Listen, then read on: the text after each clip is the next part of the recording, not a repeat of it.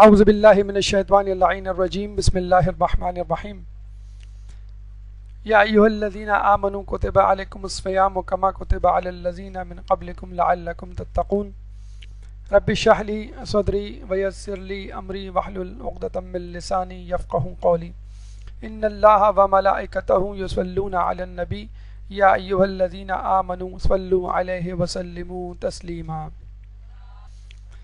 جیسے کہ آپ کو معلوم ہے آخری عشرہ ماہ رمضان المبارک کا شروع ہو چکا ہے، اور آخری عشرے میں جو دو اہم ترین واقعات ہیں اس میں ایک تو لیلۃ القدر ہے اور دوسرا نزول قرآن۔ اور نزول قرآن کے حوالے سے بھی یہ بات مد نظر رہے کہ یہ مہینہ فقط ماہ مبارک فقط قرآن مجید کے نزول کا مہینہ نہیں ہے، بلکہ تمام کتابیں، چار اہم ترین کتابیں یعنی توریت، انجیل، زبور اور قرآن مجید، چاروں کتابیں اسی مہینے میں نازل ہوئیں۔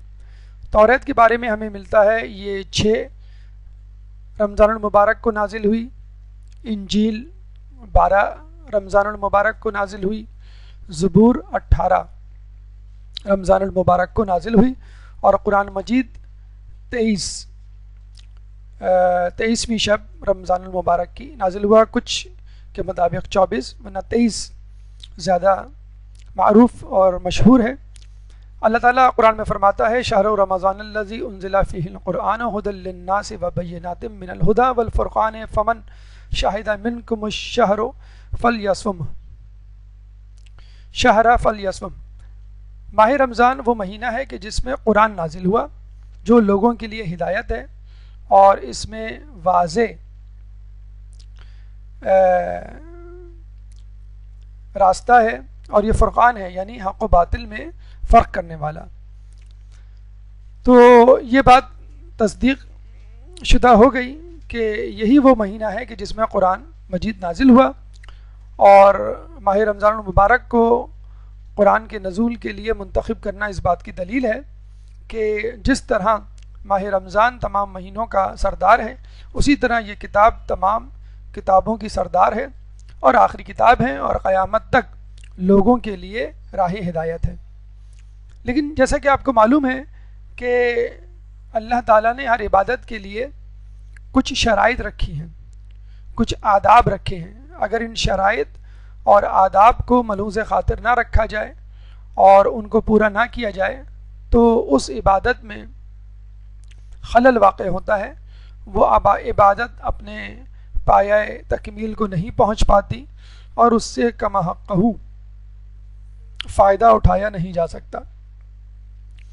اسی طرح قرآن مجید کی تلاوت کے لیے، قرآن مجید سے کچھ حاصل کرنے کے لیے اللہ تعالیٰ نے کچھ شرائط، اہل بیت نے کچھ آداب بتلائے ہیں۔ اگر وہ ملحوظ خاطر رہیں تو انشاءاللہ تعالیٰ امید کی جاتی ہے کہ ایک مومن یا مومنہ جب اس قرآن مجید کی تلاوت کرے گا تو اس سے ضرور فائدہ اٹھائے گا۔ 20 اہم ترین آداب آپ کے لیے منتخب کیے گئے ہیں، اور یہ آداب اگر آپ تفصیل کے ساتھ پڑھنا چاہیں تو آداب تلاوت قرآن نامی ایک کتاب ہے، اس میں آپ کو تفصیل کے ساتھ مل جائیں گے۔ اسی کو ایک پریزنٹیشن کی فارم میں آپ کے سامنے پیش کیا جا رہا ہے۔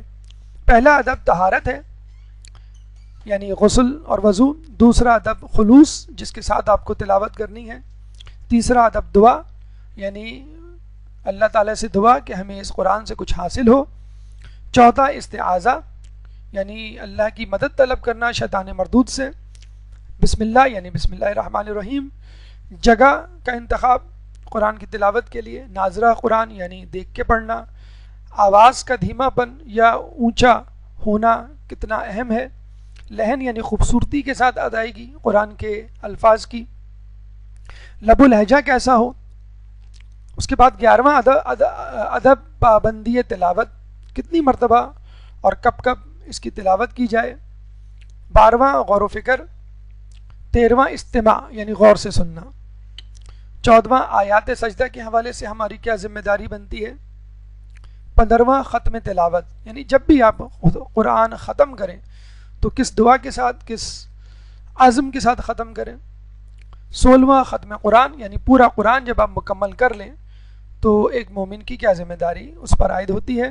حفظ قرآن کے حوالے سے کتنی تاکید ہے آیات و روایات میں۔ احترام قرآن، اگر آپ قرآن نہیں بھی پڑھ رہے تو اس کا احترام کس طرح کیا جاتا ہے۔ موارد ممنوع تلاوت، یعنی کن مواقعوں پر تلاوت ممنوع ہے وہ بھی ذہن میں ہونی چاہیے، اور سب سے اہم ترین ادب کیا ہے، ابھی اس کا تذکرہ آگے آئے گا، جو ان تمام یعنی 19 آداب پر بھاری ہے۔ تو یہ انشاءاللہ آداب ہم آپ کے سامنے پیش کرنے جا رہے ہیں۔ اللہ تعالیٰ سے دعا ہے کہ ہم تمام افراد کو ان آداب پر عمل کرنے کی توفیق عطا فرمائے۔ سب سے پہلا ادب طہارت، لیکن اس سے پہلے ایک صلوات۔ خود قرآن میں سورہ واقعہ آیت نمبر 79 میں اللہ فرماتا ہے لا یمسہ الا المطہرون، کہ اس کو نہیں چھوتے مگر وہ جو کہ طاہر ہوں، مطہر ہوں، پاک و پاکیزہ ہوں۔ پاک و پاکیزہ سے کیا مطلب ہے؟ دونوں مطلب لیے جاتے ہیں، غسل اور وضو، یعنی آپ کا غسل بھی ہو اور آپ کا وضو بھی ہو۔ اور اس کے لیے کہا جاتا ہے کہ قرآن کو بغیر وضو کے چھونا حرام ہے۔ ہاں، اگر حاشیے والی جگہ یا اس کا غلاف یا اس کی جلد یا ایسی جگہ جہاں پہ قرآن کے الفاظ نہیں لکھے وہ جگہ چھوئی جا سکتی ہے، لیکن علماء اعلیٰ مجتہدین کہتے ہیں بہتر یہ ہے کہ قرآن کو چاہے وہ اس کی کوئی سی بھی جگہ ہو، یعنی بغیر الفاظ والی، حاشیے والی، جلد والی، غلاف والی، اس کو بھی بہتر یہ ہے کہ انسان وضو کے بغیر نہ چھوئے۔ تو انسان کی پوری کوشش ہونی چاہیے، چاہے وہ تلاوت کر رہا ہو، چاہے وہ قرآن کو مس کر رہا ہو، کوشش کرے کہ غسل اور وضو دونوں ہوں، اور یہی طہارت اللہ تعالیٰ کو مطلوب ہے۔ اس سے بڑھ کر کیا ہو سکتا ہے؟ دیکھیں، جب آپ کسی سے گفتگو کرتے ہیں، آپ نے دیکھا ہوگا چھوٹے بچے عموماً سستی کاہلی کر جاتے ہیں اور جسے کہتے ہیں کہ برش نہیں کرتے، تو اکثر ماں باپ کہتے ہیں کہ بیٹا تمہارے منہ سے بدبو آ رہی، جاؤ پہلے برش کر کے آؤ، میں تمہاری بات نہیں سنوں گی جب تک تم برش نہیں کرو گے۔ تو خود مولا فرماتے ہیں کہ جب میں خدا سے کلام کرنا چاہتا ہوں تو نماز پڑھتا ہوں، اور جب میں چاہتا ہوں خدا مجھ سے کلام کرے تو میں قرآن پڑھتا ہوں۔ تو اگر آپ خدا سے کلام کر رہے ہیں، خدا آپ سے کلام کر رہا ہے، تو یہ کیسے ممکن ہے کہ کلام کرنے والے شخص کے سامنے آپ بیٹھے ہوں اور اس سے گفتگو کر رہے ہوں، محو گفتگو ہو، اور آپ کے منہ سے بدبو آ رہی ہو؟ نماز کے لیے بھی بہتر سمجھا گیا ہے، مستحب ہے کہ آپ مسواک کریں، برش کریں، آپ کا منہ پاک و پاکیزہ ہو، اور قرآن کے لیے بھی بہتر جانا گیا ہے کہ آپ کا منہ پاک و پاکیزہ اور خوشبو والا ہو۔ ظاہری آرائش بھی ضروری ہے، گندے اور خراب کپڑے پہن کر نماز یا قرآن پڑھنا بہتر نہیں سمجھا گیا ہے۔ اپنے آپ کو جتنا آراستہ کر سکتے ہیں، بہتر لباس، بہتر خوشبو کا استعمال کر سکتے ہیں، استعمال کیجیے، اور اس کے بعد بالکل اگر آپ یہ ذہن میں رکھیں کہ میں اللہ سے ملاقات کے لیے جا رہا ہوں، جیسے آپ کسی سے ملاقات کے لیے جاتے ہیں، چاہے وہ شخص آپ کے گھر میں ڈرائنگ روم میں کیوں نہ بیٹھا ہو، تو آپ اپنے کپڑے صاف ستھرے پہنتے ہیں، کپڑے سیدھے صاف ستھرے کر لیتے ہیں، بالوں میں کنگھی کر لیتے ہیں، خوشبو لگا لیتے ہیں کہ میں جس سے ملنے جا رہا ہوں اس کو میری گندگی یا نجاست یا کسی وجہ سے تکلیف نہ ہو۔ تو ہم یہ کیوں چاہیں گے کہ اللہ تعالیٰ کے سامنے ہم جائیں جو بادشاہوں کا بادشاہ خالق کائنات ہے، اور اس کے سامنے آراستہ ہو کے نہ جائیں۔ اللہ جمیل و یحب الجمال، اللہ تعالیٰ جمیل ہے یعنی خوبصورت ہے اور خوبصورتی کو پسند کرتا ہے۔ یہ تو بات ہوئی ظاہری شکل و صورت، ظاہری خوبصورتی، ظاہری صفائی کی۔ باطنی صفائی بھی ضروری ہے، جیسے کہ ہم نے آپ کو پہلے بھی بتلایا کہ برتن کو اندر سے دھونا زیادہ ضروری ہے جتنا کہ اس کو باہر سے دھونے کے لیے۔ اسی طرح اگر ایک انسان دل کے اندر کینہ پروری، بے توجہی، لاپرواہی، غفلت، شکوہ شکایت لے کر قرآن پڑھے گا، سستی اور کاہلی سے قرآن پڑھے گا، اور بظاہر بڑے خوبصورت کپڑے اور معطر کپڑے پہن کے بیٹھا ہوگا، غسل و وضو کر کے بیٹھا ہوگا، قرآن کی آیات کا اس پہ کوئی اثر نہیں ہوگا۔ خلوص انتہائی ضروری ہے، اور یہ وہ چیز ہے جو اگر کسی بھی کام سے نکال لی جائے تو گویا اس کی روح نکال لے۔ اور یہی کہا جاتا ہے کہ آپ کتنی ہی عبادات کر لیں، کتنی قربانی دے لیں اللہ کی راہ میں، اگر آپ کے اندر خلوص نہیں ہے تو وہ تمام عبادات جو ہے وہ غارت جائیں گے۔ دیکھیں ہمارے مجتہدین میں سے دو معروف بہترین مجتہدین اور اپنے زمانے کے بہترین عالم شیخ جعفر شوستری اور دوسری طرف شیخ عبد الکریم حائری۔ شیخ عبد الکریم حائری قم کے حوضے کے بانی سمجھے جاتے ہیں، مؤسس سمجھے جاتے ہیں، جنہوں نے قم کا، شیخ طوسی نے نجف کا حوضہ قائم کیا اور عبد الکریم حائری نے قم کا حوضہ قائم کیا۔ تو ان کے استاد ہیں شیخ جعفر شوستری۔ ان کے بارے میں کہا جاتا ہے کہ ایک دفعہ شیخ جعفر شوستری جو ہے وہ بیٹھے منبر پہ اور درس دینا شروع کیا، اور درس دیتے ہوئے انہوں نے کہا کہ اب میں آپ کا امتحان لینا چاہتا ہوں کہ آپ میں سے اہل ایمان کون ہیں۔ اچھا، ابھی جو آپ لوگ یہ میری بات سن رہے ہیں اس وقت آپ کا بھی امتحان ہو سکتا ہے۔ انہوں نے کیا کہا کہ اب میں آپ کا امتحان لینا چاہتا ہوں کہ آپ میں سے کون اہل ایمان ہے، کیونکہ جو اہل ایمان ہوتا ہے وہ قرآن سن کر اس کا دل نرم پڑ جاتا ہے اور اس کے ایمان میں اضافہ ہوتا ہے۔ اس کے لیے انہوں نے دلیل کے طور پر قرآن کی یہ آیت پیش کی، انما المؤمنون الذین اذا ذکر اللہ، کہ مومن تو وہ ہیں کہ جن کے سامنے اللہ کا ذکر کیا جائے، وجلت قلوبہم واذا تلیت علیہم آیاتہ زادتہم ایمانا، کہ مومن تو وہ ہیں کہ جن کے سامنے اللہ کا ذکر کیا جائے تو ان کے دل دہل جاتے ہیں، وَإِذَا تُلِيَتْ عَلَيْهِمْ آيَاتُهُ، اور جب ان کے سامنے قرآن کی آیات کی تلاوت کی جائے، زادتہم ایماناً، ان کے ایمان میں اضافہ ہو جاتا ہے، وَعَلَىٰ رَبِّهِمْ يَتَوَكَّلُونَ، اور وہ اللہ ہی پہ توکل کرتے ہیں۔ جب یہ آیت سنی عبد الکریم حائری جو اس درس میں بیٹھے ہوئے تھے، کہنے لگے کہ میرے اندر ایک خوف پیدا ہو گیا کہ اگر اب انہوں نے قرآن کی آیات پڑھی اور میرے دل میں نرمی پیدا نہ ہوئی اور میرے ایمان میں اضافہ نہ ہوا تو کیا ہوگا۔ دیکھیے کتنے بڑے عالم دین، اور وہ یہ سوچ رہے ہیں کہ اگر میرے ایمان میں اضافہ نہ ہوا تو کیا ہوگا۔ کبھی اس قسم کے چیلنجز ہم اپنے لیے نہیں لیتے، کبھی اس قسم کے معیارات کرائٹیریا ہم اپنے لیے متعین نہیں کرتے کہ قرآن پڑھا جا رہا ہے، مجلس سنی جا رہی ہے، تقریر ہو رہی ہے، درس ہو رہا ہے، میں کتاب پڑھ رہی ہوں، میرے دل میں وہ گداز، وہ نرمی، وہ اداسی، وہ خوف کیوں نہیں پیدا ہو رہا۔ عبد الکریم حائری کہہ رہے ہیں کہ میں اسی پریشانی میں تھا، میں نے اپنے آپ کو مکمل طور پہ متوجہ کیا اور پورے غور سے سننے لگا کہ میرے استاد محترم کون سی آیات پڑھ رہے ہیں اور ان کے مفاہیم کیا ہیں۔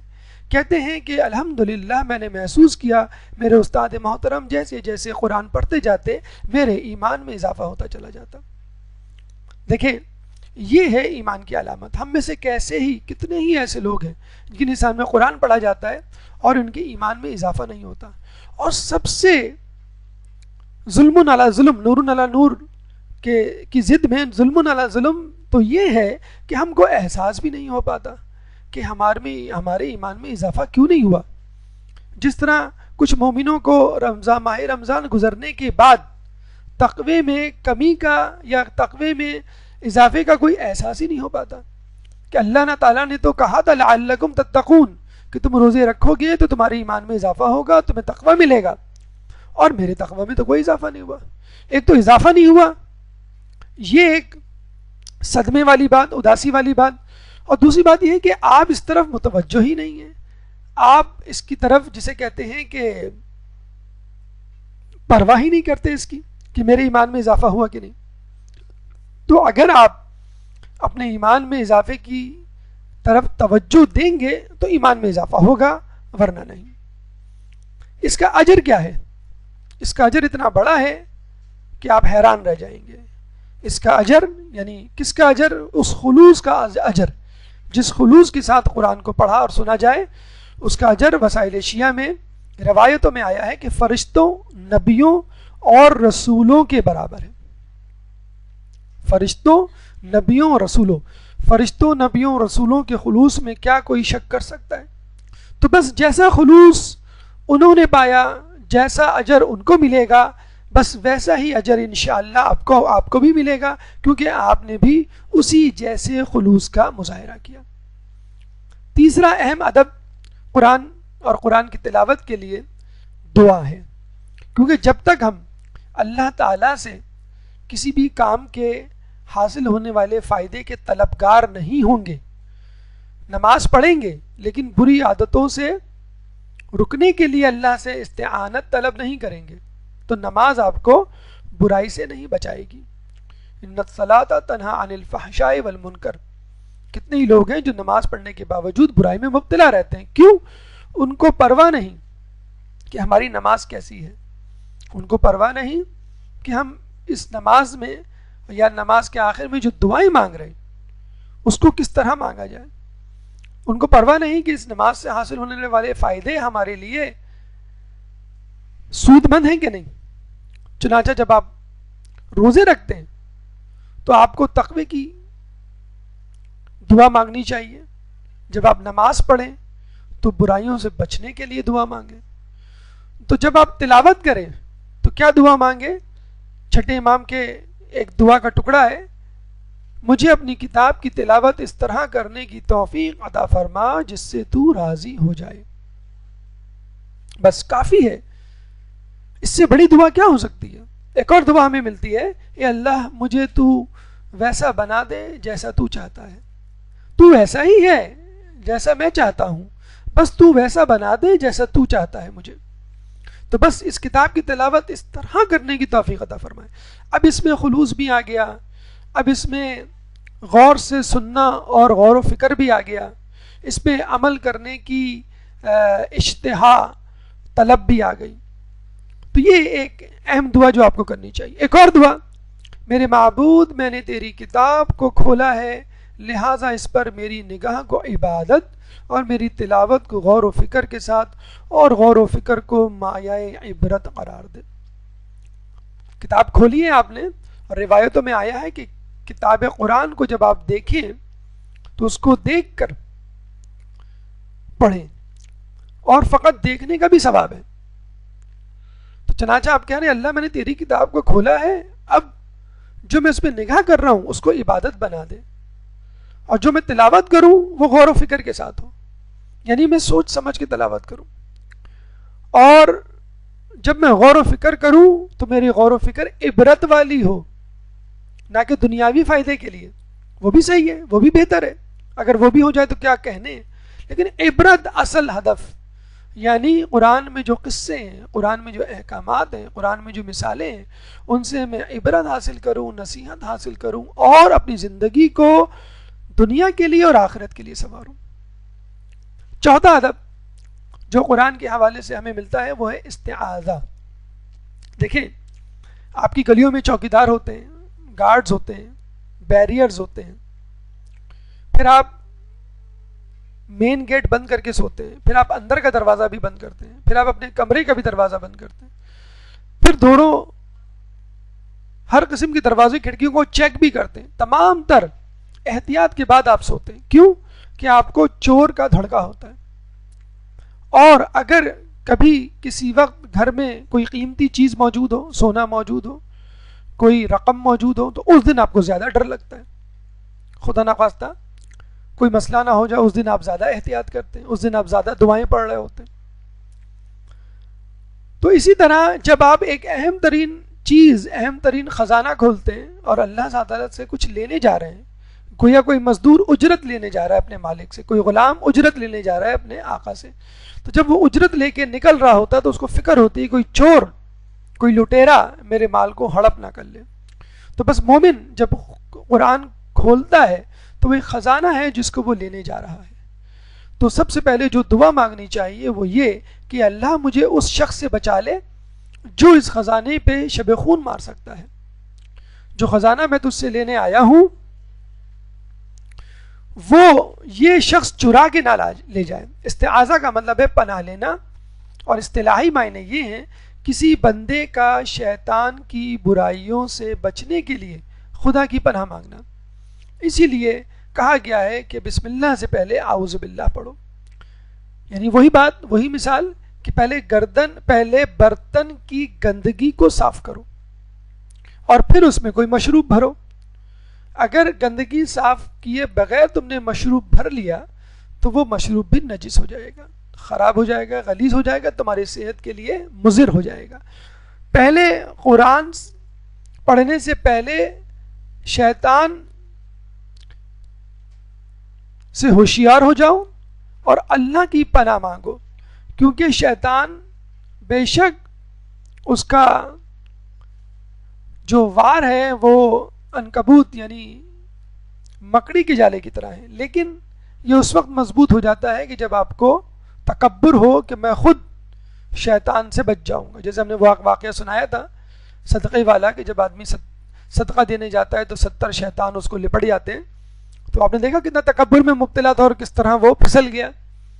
تو ہمیشہ قرآن سے پہلے اللہ کی پناہ مانگیں شیطان مردود سے. اور کس طرح فَإِذَا قَرَأْتَ الْقُرْآنُ قرآن فاستعذ باللہ من الشیطان الرجیم, سورہ نحل آیت نمبر 98 کہ جب تم قرآن پڑھو تو بس اپنے اللہ سے پناہ طلب کرو شیطان مردود سے. اللہ کی پناہ طلب کرو شیطان مردود سے کہ اللہ میں تیری پناہ مانگتا ہوں شیطان مردود سے. خود اس کا طریقہ سورہ نحل میں موجود ہے. اور بہت خوبصورت بات امام فرماتے ہیں کہ خدا کی نافرمانی کے دروازوں کو استعاذہ کے لیے بند کرو اور خدا کی اطاعت کے دروازوں کو بسم اللہ کے ذریعے کھولو.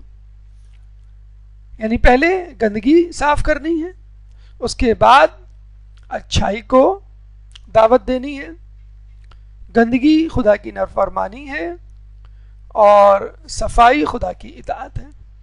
پہلے خدا کی نافرمانی کو بند کرنا ہے اور پھر خدا کی اطاعت کو اپنے اندر بسانا ہے. خدا کی نافرمانی کب بند ہو سکتی ہے؟ جب اللہ تعالیٰ کی دیکھیں اس کی نافرمانی اسی کی استعانت طلب کیے بغیر ممکن نہیں. اگر ہم کہیں کہ میں خود شیطان سے بچ جاؤں گا اور مجھے کانفیڈنس ہے تو پھر یہ کانفیڈنس آپ کا تکبر میں تبدیل ہو جائے گا, جس طرح شیطان کا کانفیڈنس تکبر میں تبدیل ہوا. تو پہلے اللہ کی استعانت خدا کی نافرمانی سے بچنے کے لیے, شیطان سے بچنے کے لیے, اور پھر بسم اللہ خدا کی اطاعت کے لیے. تو اعوذ باللہ من الشیطان الرجیم کے بعد جو جملہ آپ کو پڑھنا ہے وہ ہے بسم اللہ کا جملہ, جو کہ ہمارا 5واں ادب ہے اور جس کا تذکرہ خود اللہ تعالیٰ نے سورہ علق جو کہ پہلی سورہ کی پہلی آیت نازل ہوئی وہ تھی اقرا بسم ربک الذی خلق, کہ پڑھ اپنے رب کے نام سے جس نے خلق کیا. تو اللہ کے نام سے کس طرح پڑھا جاتا ہے؟ بسم اللہ الرحمن الرحیم, شروع اللہ کے نام سے جو بڑا مہربان اور نہایت رحم کرنے والا ہے. اور خود اس بسم اللہ کے حوالے سے ہمیں بے شمار واقعات ملتے ہیں. مثلا ایک شخص مولا کے پاس آیا اور امام کے پاس آیا اور بیٹھنا ہی چاہتا تھا چارپائی پہ کہ پھسل کے گر پڑا اور سر پھٹ گیا, خون نکلنے لگا. امام نے فوراً پانی منگوایا, اس کا سر صاف کیا اور زخم پہ ہاتھ پھیرا تو اس کا زخم مندمل ہو گیا. تو اس نے کہا مولا میرے ساتھ کیا ہوا؟ تو آپ نے جواب دیا کہ اللہ تعالیٰ چاہتا ہے کہ مومن کو اس کی غلطی کی سزا اس دنیا ہی میں دے دے, یعنی آخرت میں اس کو کوئی عذاب نہ بھگتنا پڑے. پھر اس نے پوچھا مولا مجھ سے کیا ایسی غلطی ہو گئی ابھی اتنی سی دیر میں, اتنی سی مدت میں؟ مولانا نے فرمایا کہ تم نے بیٹھتے ہوئے بسم اللہ نہیں پڑھی تھی. اور روایتوں میں یہ بھی ملتا ہے کہ جب کوئی بسم اللہ نہ پڑھے جس کام پر تو وہ کام پائے تکمیل کو نہیں پہنچتا. تو آپ دیکھیے بیٹھنے اٹھنے کے لیے بھی ہمیں بسم اللہ پڑھنی چاہیے. ہم بسم اللہ کے محتاج ہیں. نعوذ باللہ ہم معاشرے میں دیکھتے ہیں کیسے کیسے حادثات رونما ہوتے ہیں, اور حادثات سڑکوں پہ ہی نہیں ہوتے, حادثات گھروں میں بھی ہوتے ہیں. کبھی سیڑھی سے پاؤں پھسل گیا, کبھی پلنگ سے کوئی گر گیا, کبھی کوئی بچہ جسے کہتے ہیں کہ لڑک گیا. تو چھوٹی چھوٹی غلطیاں ہوتی ہیں اور بڑی بڑے حادثات رونما ہو جاتے ہیں، بڑی بڑی بیماریاں ہو جاتی ہیں. کچھ نہ ہو تو بڑوں کو فالج ہو گیا، بلڈ پریشر کی وجہ سے برین ہیمریج ہو گیا، بڑے بڑے حادثات اس طرح بھی بیٹھے بٹھائے رونما ہو جاتے ہیں. تو اٹھتے بیٹھتے بسم اللہ الرحمن الرحیم کا ورد کرتے رہیے. جب بھی کوئی کام کریں، چاہے وہ چھوٹا ہی سا کام کیوں نہ ہو. کھانا کھائیں تو بسم اللہ، ہاتھ دھوئیں تو بسم اللہ، سونے سے پہلے بسم اللہ، گھر سے نکلتے ہوئے بسم اللہ. کچھ نہیں جاتا آپ کا، فقط یہ ہے کہ اللہ کی مدد اس میں شامل ہو جائے گی. استعاذہ اعوذ باللہ من الشیطان الرجیم، اپنے بسم اللہ الرحمن الرحیم. کھانا پکا رہے ہوں تو یہ کریں، کپڑے تبدیل کر رہے ہوں تو یہ کریں، غسل کر رہے ہوں تو یہ کریں، وضو کر رہے ہوں تو یہ کریں، گھر کی صفائی کر رہے ہوں تو یہ کریں. اور دیکھیں یہ بھی ایک اچھی بات ہے کہ اللہ تعالیٰ نے ہر سورہ سے پہلے بسم اللہ رکھ دی ہے آپ کی مدد کے لیے، توجہ کے لیے. اور اگر آپ کو بیچ سورہ میں سے، جیسے فرض کر لیں ہم لوگ ایک ایک پارہ روزانہ پڑھتے ہیں، تو ہر پارہ کسی نئی سورہ سے شروع نہیں ہوتا، ضروری نہیں ہے. تو وہ بیچ کا جز ہو گیا، سورہ کے بیچ کا حصہ ہو گیا، تو اس میں بھی اگر بسم اللہ نہیں بھی لکھا ہے تو بھی آپ پڑھیں، مستحب اپنے دل میں رکھتے ہوئے. ایک سورہ ایسی ہے کہ جو بسم اللہ سے نہیں شروع ہوتی، تو اس میں بسم اللہ نہیں پڑھی جاتی. ویسے درمیان بسم اللہ مستحب ہے کہ آپ بسم اللہ، درمیان سورہ مستحب ہے کہ آپ بسم اللہ پڑھیں. سورہ توبہ خدا کے غیظ و غضب سے اور مشرکین کے لیے ایک بدخبری سے شروع ہوتی ہے، چنانچہ اس میں شروع میں بسم اللہ نہیں پڑھا جاتا. کہتے ہیں کہ ایک واقعہ، یہ بھی غیر معروف واقعہ ہے لیکن پھر بھی تاریخ کی کتابوں میں ملتا ہے، کہ نمرود کی ایک بیٹی تھی جس کا نام تھا رمزہ یا رعزہ. جب ابراہیم علیہ السلام کو آگ میں ڈالا گیا تو اس نے اپنے باپ سے خواہش ظاہر کی، کافر بیٹی تھی، اس نے اپنے باپ سے خواہش ظاہر کی میں چاہتی ہوں مجھے کسی اونچی جگہ لے جایا جائے تاکہ میں ابراہیم کو اپنی آنکھوں سے جلتا ہوا دیکھوں. تو اس کے باپ نے اس کی خواہش پوری کی اور اس کو کسی اونچی جگہ پہنچا دیا، کسی اونچی عمارت میں جہاں سے وہ نظارہ کر سکتی تھی ابراہیم کے جلنے کا. اور جب وہ وہاں پہ پہنچی تو دیکھا ابراہیم علیہ السلام تو بڑے مزے سے آگ میں بیٹھے ہوئے، جیسے ہم اپنے گھروں میں بیٹھ کے کچھ کھا پی رہے ہوتے ہیں یا لیٹے ہوئے استراحت کر رہے ہوتے ہیں. وہ بڑی حیران ہوئی. اس نے ابراہیم علیہ السلام سے پوچھا کہ تم آگ سے کیسے بچ گئے، اتنی شدید آگ اور تم بڑے آرام سے بیٹھے ہو؟ تو ابراہیم علیہ السلام نے کہا کہ میں نے کودنے سے پہلے بسم اللہ الرحمن الرحیم پڑھا تھا.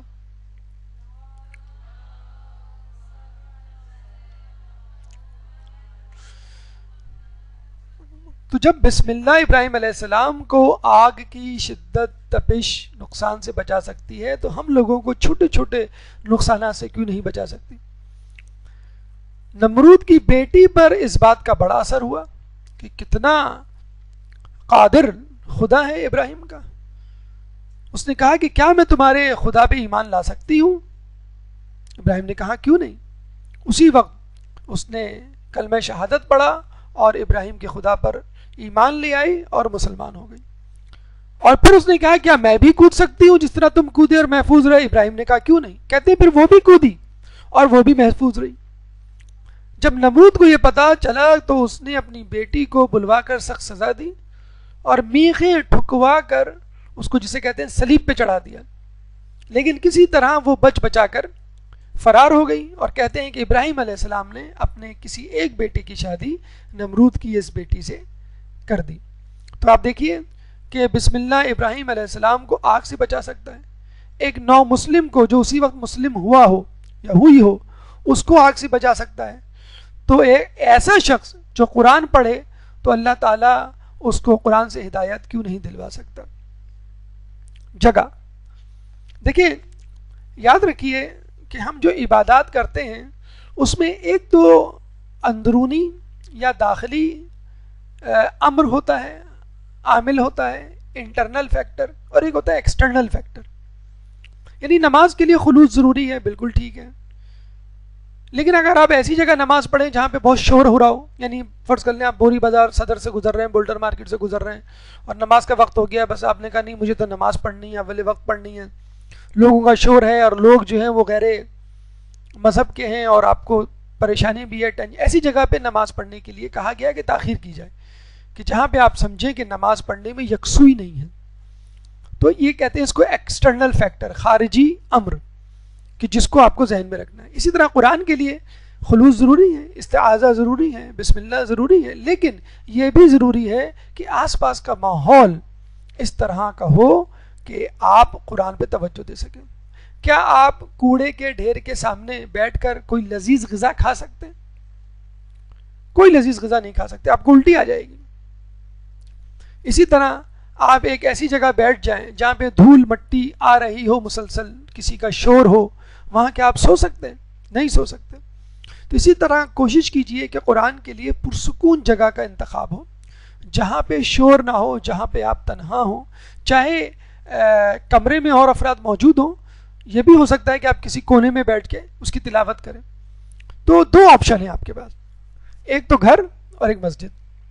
خواتین کے لیے تو زیادہ تر بہتر یہی ہوتا ہے، اور مواقع بھی گھر کے ہی زیادہ ہوتے ہیں، تو گھر کو انڈر ایسٹیمیٹ نہ کریں۔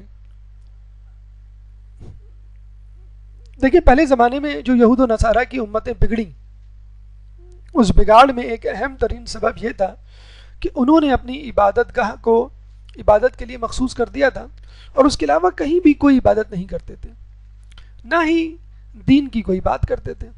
چنانچہ جب وہ گھر آتے ہیں تو لہو و لعب میں مشغول ہو جاتے ہیں، جب وہ اپنے کاروبار پر جاتے ہیں تو حرام میں مشغول ہو جاتے ہیں، اور دوسروں کا حق مارنے میں چندہ تأمل نہ کرتے، نہ سوچ بچار کرتے، کیونکہ مسجد کا سبق، عبادت گاہ کا سبق جو انہوں نے عبادت گاہ میں پڑھا تھا وہیں بھول کے آ گئے۔ وہ رسول فرماتے ہیں کہ اپنے گھروں کو قرآن کی تلاوت سے منور کرو اور انہیں قبرستان کی طرح مت بناؤ، کیونکہ یہود و نصارہ نے ایسا کیا۔ حتیٰ کہ نوافل کے لیے بھی یہ کہا گیا، ریکمینڈ ہے، کیا گیا ہے، تاکید کی گئی ہے کہ آپ اس کو اپنے گھروں پہ، مسجد سے بہتر ہے گھر پہ انجام دیں۔ تو قرآن کے لیے بھی کہا گیا ہے کہ اپنے گھر میں پڑھو تاکہ اس کے اثرات تمہارے گھر پہ نمایاں ہوں۔ ہمیں تو محسوس نہیں ہوتا، اگر عرفانی آنکھ بیدار ہو جائے تو شاید ہمیں پتہ چل جائے، لیکن کہتے ہیں کہ جن گھروں میں قرآن پڑھا جاتا ہے وہ گھر آسمان میں بالکل اسی طرح نظر آتے ہیں جیسے ستارے زمین والوں کو چمکتے ہوئے نظر آتے ہیں۔ کتنی بڑے اعزاز کی بات ہے کہ ہمارا گھر ستاروں کی طرح چمکے، فرشتوں کو نظر آئے۔ اگر آپ چاہتے ہیں کہ فقط مساجد نہیں، آپ کے گھر بھی چمکے، تو آپ اپنے گھروں میں تلاوت کریں تاکہ آپ کے گھروں کو فرشتے ستاروں کی طرح دیکھیں۔ اس کا ایک فائدہ تو یہ ہے کہ مسجد میں ہو سکتا ہے ریاکاری کا پہلو آ جائے، جب آپ پڑھیں گے تو لوگ دیکھیں گے، سلام دعا ہوگی، او ہو بھائی ماشاءاللہ آپ قرآن پڑھ رہے ہیں، کتنے سپارے ہو گئے، اتنے سپارے ہو گئے، ماشاءاللہ آپ کا تو قرآن ختم ہونے والا ہے۔ تو اس میں ایک ریاکاری کا جذبہ پیدا ہو جاتا ہے۔ جب گھر میں پڑھیں گے تو فقط گھر والوں کو، اور گھر والے عموماً دیکھا یہ کیا ہے، جو کہ غلط بات ہے، حوصلہ افزائی کی بجائے حوصلہ شکنی کرتے ہیں۔ بعض اوقات بچہ بڑے شوق سے بتا رہا ہے، امی میرے جو ہے وہ 21 پارے ہو گئے، امی کہہ رہی ہیں روزہ تو 20واں ہے، تمہارے 21 پارے کیسے ہو گئے؟ تو کیا ہوا، ہو سکتا ہے اس بچے نے ایک پڑھ لیا ہو، اور تم نے تو ابھی شروع کیا تھا، تم نے ابھی ایک سپارہ ختم کر ڈالا، کیا تم چھوڑ چھوڑ کے پڑھ رہے ہو؟ تو یہ حوصلہ شکنی، ہو سکتا ہے وہ ایسا ہی کر رہا ہو، لیکن آپ کو وہ درگزر سے کام لینا چاہیے اور اس کی اصلاح کرنی چاہیے، بجائے اس کے کہ آپ اس پہ شک کریں کہ تم نے چھوڑ چھوڑ کے پڑھا ہے، تم نے غلط پڑھا ہے، تم نے جلدی پڑھا ہے، تم نے بغیر سوچے سمجھے پڑھا ہے۔ اب چھوٹا سا بچہ، اس کو آپ کہیں نہیں قرآن پہ تدبر کرو، تفکر کرو، ٹھیک ہے، بڑا بچہ ہے، اس کو آپ کہہ سکتے ہیں، خود آپ اپنے لیے کہہ سکتے ہیں۔ آج وہ انشاءاللہ تلاوت کر رہا ہے، کل غور و فکر تدبر کے ساتھ کرے گا انشاءاللہ۔ تو ایک حوصلہ افزائی ہونی چاہیے۔ تو گھروں میں ایک یہ کہ ریاکاری سے بچ جاتا ہے، لیکن گھر والوں کو چاہیے، میں آپ تمام لوگوں سے گزارش کروں گا کہ آپ کے گھر میں جو بچے ہیں، چھوٹے بچے اسپیشلی، اگر وہ قرآن پڑھ رہے ہیں، قرآن ختم کر رہے ہیں، تو ان کے لیے انعام ابھی سے تجویز دے دیں کہ قرآن ختم کرنے پہ میں تم کو اتنے پیسے، اتنے روپے، 100، 500، 1000 جو بھی آپ کے ذہن میں ہو، یا کوئی تحفہ آپ کے ذہن میں ہو، یا کوئی ڈش آپ کے ذہن میں ہو کہ جس دن تم ختم کرو گے قرآن کا، اس دن ہم یہ نیاز پکوائیں گے یا نیاز دیں گے۔ دیکھیں ہمارے گھروں میں ویسے بھی اسپیشل نیاز یا اسپیشل افطاری تو ہوتی رہتی ہے، ایک نیاز آپ بچے کے ختم قرآن سے منسوب کر دیں۔ تو یہ چھوٹی چھوٹی حوصلہ افزائی ہے. اور اگر بچہ نہ بھی پڑھ رہا ہے تو بھی آپ اس کو ایک انسینٹیو دے سکتے ہیں کہ بیٹا تم یہ پڑھو, اگر ختم کر لو گے تو میں تمہیں یہ انعام دوں گی.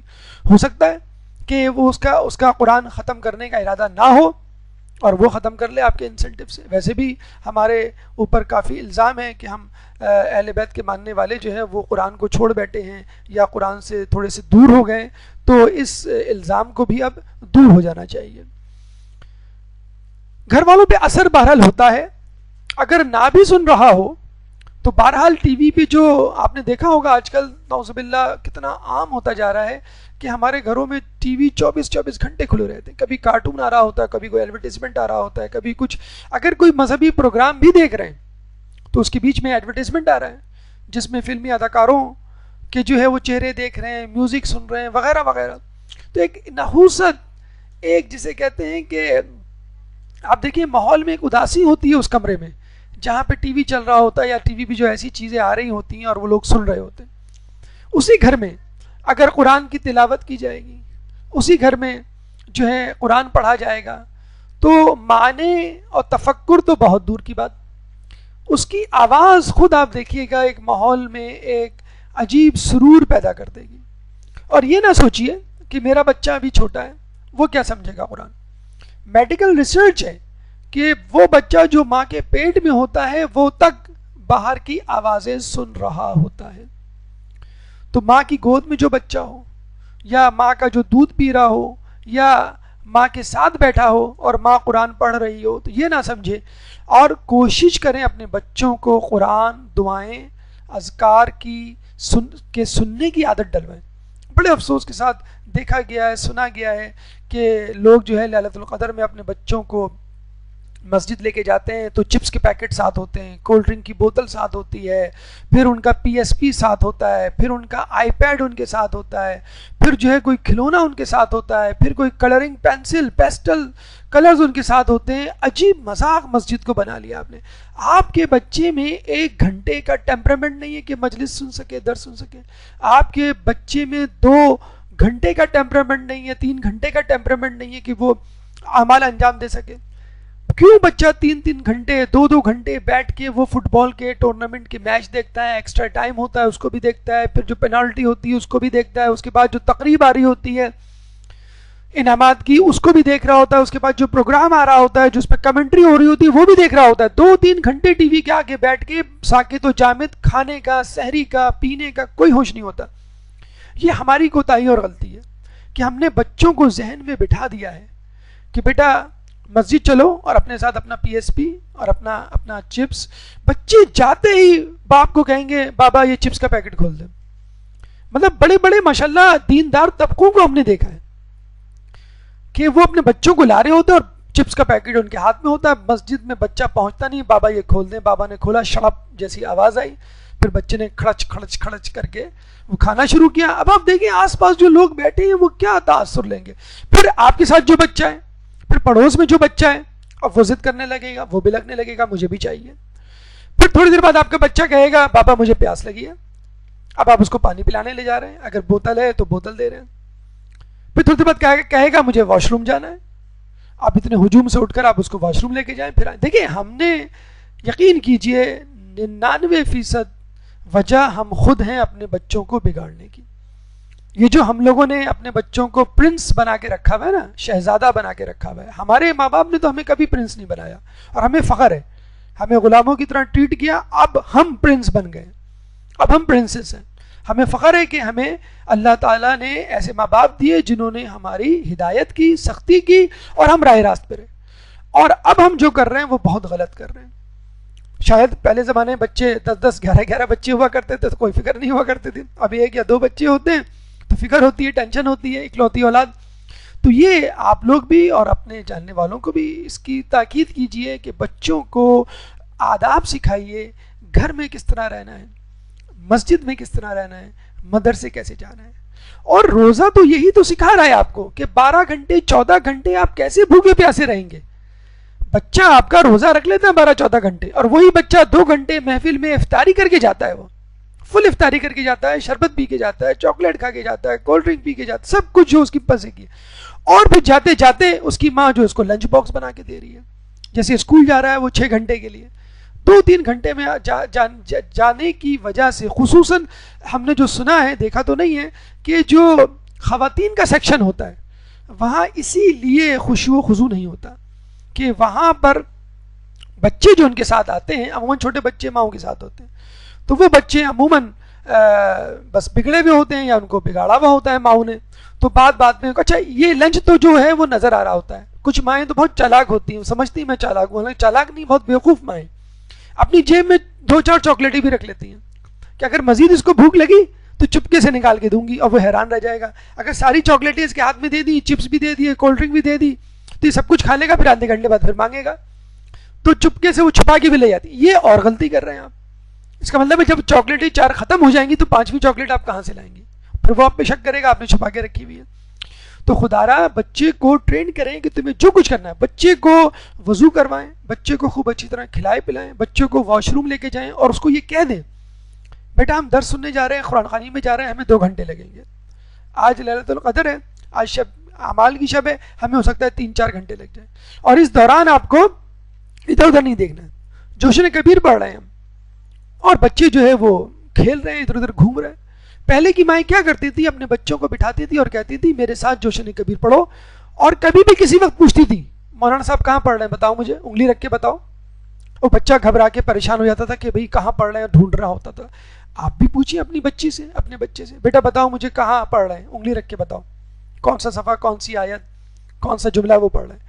اور جب بچہ یہ بتلا دے تو پھر اس کو انسینٹو دیں، گھر جا کے کوئی اچھی سی چیز اس کو دلائیں یا کھلائیں، یا اس کی کوئی بات مان لیں، کوئی ٹی وی کا اہم پروگرام یا کوئی پی ایس پی یا کوئی بھی کھیلنے کی چیز کو دے دیں، یا ایکسٹرا تم کو میں دے رہی ہوں، تم آج مسجد میں تم نے بہت اچھا بیہیویئر کا مظاہرہ کیا. ہماری مساجد میں آدھا سبب خشوع و خضوع کے نہ ہونے کا خود بڑے ہیں، یعنی ان کے اندر خشوع و خضوع نہیں ہے، اور آدھا سبب یہ بچوں کی چیخ و پکار ہے، اور اس کا بھی سبب انڈائریکٹلی دیکھا جائے تو خود بڑے ہیں. تو بچوں کو گھر سے ہی عادت ڈالیں کہ جب آپ قرآن پڑھیں تو تھوڑی سی بآوازیں بلند ہو کے پڑھیں تاکہ بچہ سنے. بلکہ آج کل تو آئی پیڈ اور کمپیوٹر کا دور ہے، آپ کو جو سپارہ جو جز پڑھنا ہے وہ آپ لگا دیں، ہلکی سی آواز میں، وہ بھی آواز آ رہی ہو، آپ اس آواز کے ساتھ مل کر اپنی آواز ملائیں تاکہ آپ کی قرأت، آپ کی تجوید بھی صحیح ہو جائے اور آپ قرآن بھی پڑھ لیں اور ایک سما بن جائے ہلکی سی آواز میں. یہ بہت اچھا طریقہ ہے تجوید سیکھنے کا، اپنی قرأت ٹھیک کرنے کا. کمپیوٹر پہ یا MP3 پہ یا موبائل پہ یا آئی پیڈ، جو بھی ماشاءاللہ آج کل گیجٹس تو دستیاب ہیں، ہلکی سی آواز میں جس میں بہت زیادہ ڈسٹربنس بھی نہ ہو، اور آپ اپنی آواز کو اس آواز کے ساتھ ملا کر پڑھیں، اور بچے کو خود ترغیب دیں کہ بیٹا تم اس طرح پڑھ کے دکھاؤ. اور آپ دیکھیے گا انشاءاللہ کچھ دنوں میں بچہ جو ہے وہ زیادہ، ان کی پکنگ پاور ہم سے زیادہ اچھی ہوتی ہے، تو وہ زیادہ جسے کہتے ہیں اس کو پک کر لے گا.